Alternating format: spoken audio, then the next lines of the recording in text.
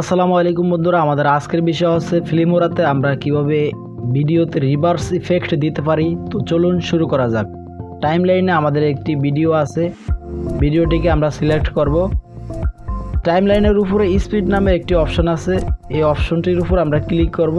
Click করার পর আমরা এখান থেকে রিভার্স নামে একটি অপশন আছে, এই অপশনটিকে আমরা সিলেক্ট করে দিব। তো দেখুন আমাদের ভিডিওটি রিভার্স হয়ে গিয়েছে। কন্ট্রোল জেড প্রেস করে আমরা এটাকে আনডু করে দিলাম। ভিডিওটি সিলেক্ট থাকা অবস্থায় আমরা মাউসের রাইট বাটন প্রেস করে স্পিড অ্যান্ড ডিউরেশনে ক্লিক করব। এখান থেকে আমরা রিভার্স স্পিড এটাকে চেক মার্ক করে দিব এবং ওকে করে দিব।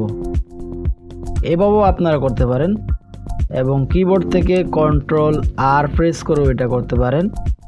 তো ভিডিওটি ভালো লাগলে অবশ্যই লাইক, কমেন্ট, শেয়ার করবেন এবং আমার চ্যানেলটি সাবস্ক্রাইব করবেন।